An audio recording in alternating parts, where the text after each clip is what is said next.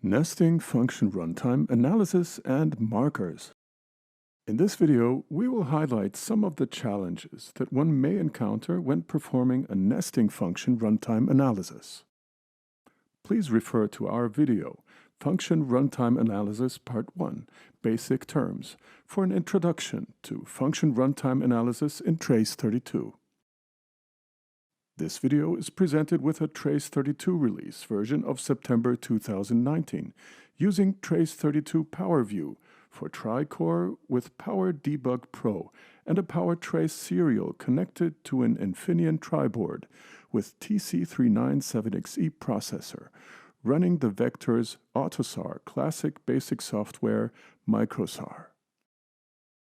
To build the function call tree, Trace32 needs to identify in the trace recording the entries and exists of functions as well as the entries and exists of interrupt service routines.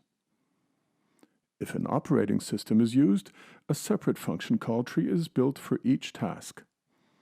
For this reason, the trace recording must also contain information about the task switches. Please be aware that Trace32 also builds a call tree for each interrupt. Code optimizations can be the cause that Trace32 cannot automatically detect the required entries and exits. Almost all real-time operating systems perform low-level optimizations to reduce the scheduling overhead. In addition, runtime measurements are usually performed by compiler-optimized code. If the entries and exits of individual functions cannot be detected automatically, the sticking points have to be inspected and fixed. Trace32 provides trace markers for this purpose. This video explains how you can recognize that Trace32 was not able to build all call trees, how you can identify the sticking points, how trace markers are used to overcome these sticking points. When setting the trace markers, it is beneficial to have a good knowledge of the operating system and application deployed. An indicator that Trace32 was not able to build the complete call tree is the display of problems and workarounds in the trace.statistic.tree window. Further indicators are the display of stack overflow and stack underflow in the trace statistic tree window. Let's try now to perform a nesting function analysis with a real case scenario. The RX TC397 on our target under test has 6 cores and allows to trace up to 3 cores simultaneously. For simplicity reasons, we're going to trace in this video only Tri-Core O. I will make a short trace recording now. A tree view of nesting functions can be displayed by selecting the menu Perf, Function Runtime, Show as Tree. We have in this case a stack underflow error. Stack underflow means that the nesting analysis exceeds the nesting level 200. It is highly likely that the function entry for an often executed function could not be detected. We can get a closer look on the function call tree by pushing the nesting button. The Trace List Nesting window provides the nesting details. If a function entry point is selected, the path to the function exit is highlighted. We can find the problematic points in the nesting analysis by searching for the exclamation mark. Trace32 cannot integrate the function setRelAlarm into the call tree.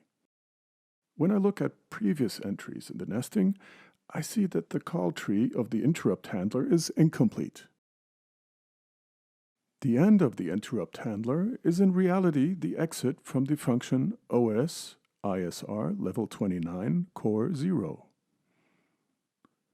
To understand what happened, we have to understand how Trace32 builds the call tree for an interrupt.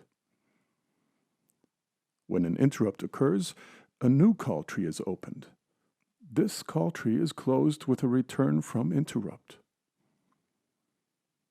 If we look at the instruction of OSHAL context stack plus OX62, which has been selected here as an interrupt exit, we see that at this address there is a return from exception instruction. We use a function exit marker, fexit, to inform trace32 that OS_hel context stack 62 should be processed as a function exit and not as a return from interrupt. Now the nesting is looking better, but the interrupt call tree is still incorrect.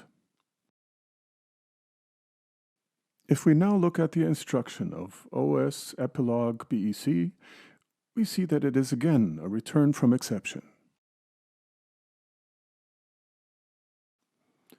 We need thus to set a second function exit marker on OS epilogue BEC. Now the interrupt call tree is correct and the issue is fixed. Let's have a look to the trace statistic tree window. We have now a stack overflow error instead of a stack underflow.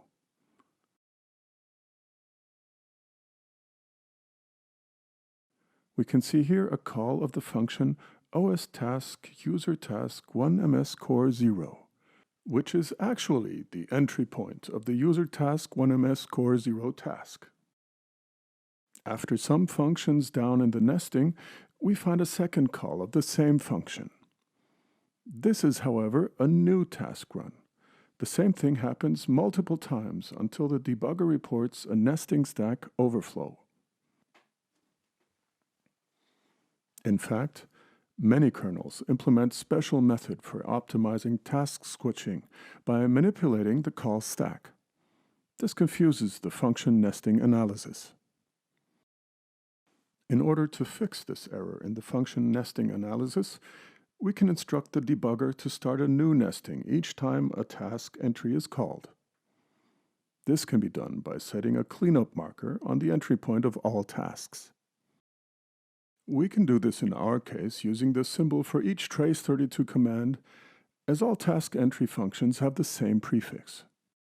As trace32 builds a separate call tree for each task, the cleanup marker will only clean the nesting for the corresponding task. The stack overflow disappears. The nesting analysis, however, now reports 230 problems and 3,072 workarounds. In fact, we need 2 additional fexit markers, similar to the examples we showed previously. The following script show all the markers used in this example.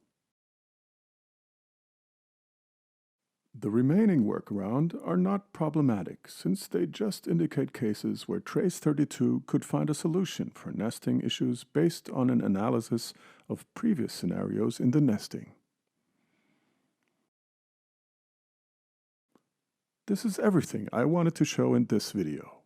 Please refer to the trace32 documentation for more information about function nesting analysis and the available markers.